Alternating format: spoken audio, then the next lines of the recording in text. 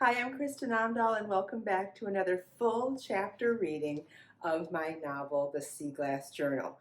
If you've been following along, you know that today is going to be the reading of Chapter 3.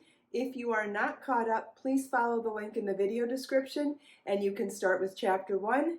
Thereafter, I am releasing a new chapter reading every Sunday night at 7 p.m. Eastern Time. Let's get started.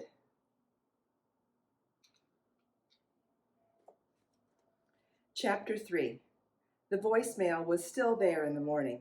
I played it once more before getting out of bed, the words measured and careful, the tone neutral in a way that made it heavier than it needed to be.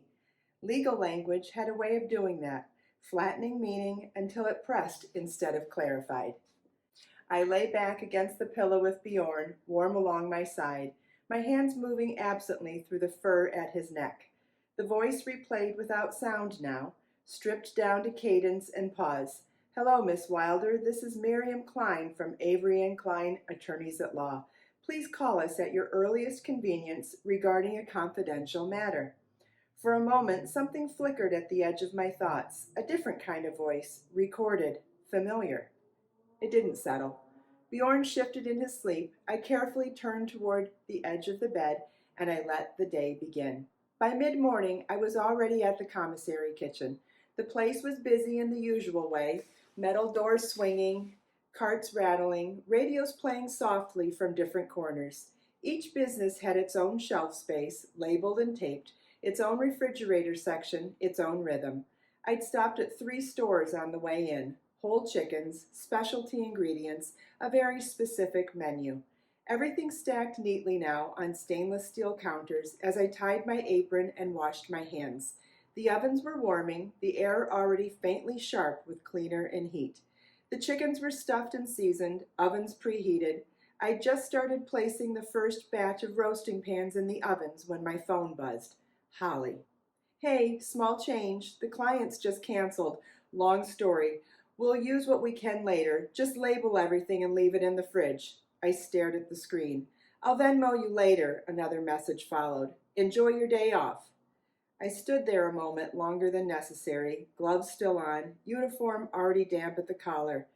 Day off.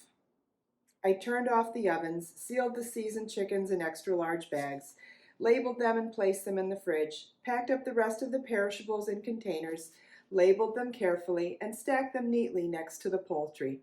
Slid everything else onto the correct shelves, nothing wasted, nothing claimed. Cleaned up my workspace and roasting pans. When I left, the ovens were still warm. I stopped at my P.O. box on the way back. There wasn't much. Flyers, a folded notice from the city, 2 catalogs, several bills, and one official envelope that stood out from the rest with intention. I popped what was important into my purse and put the rest in the garbage on my way out the door. My mind stayed on the one envelope as the return address sounded quite familiar, but I didn't open it yet. Back at the studio, the light had shifted. Bjorn was asleep in a strip of sun by the window, paws tucked under him, his side rising and falling evenly. I smiled and didn't wake him. I changed out of my uniform, folded it without thinking, and gathered my laundry. The laundromat was already humming when I arrived, machines spinning, dryers thumping, voices low and indistinct.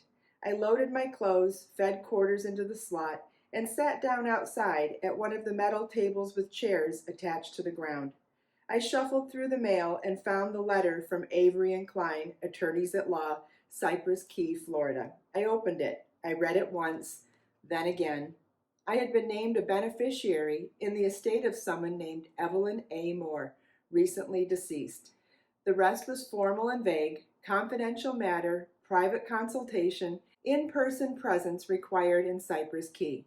No mention of what had been left to me, no specifics, just an address and a phone number. Around me, machines continued their steady rotation. Someone laughed near the change machine, a dryer door slammed. I folded the letter carefully and placed it back in the envelope. The wash cycle still had time left. Thank you for joining me for another chapter reading of the Sea Glass Journal. You can follow along every Sunday night as I read another full chapter here on my YouTube channel. And if you would like to read ahead, you can order the paperback book on Amazon or the ebook through Kindle or my website. All the links for the chapter reading videos and the book are in the video description. I'll see you next time.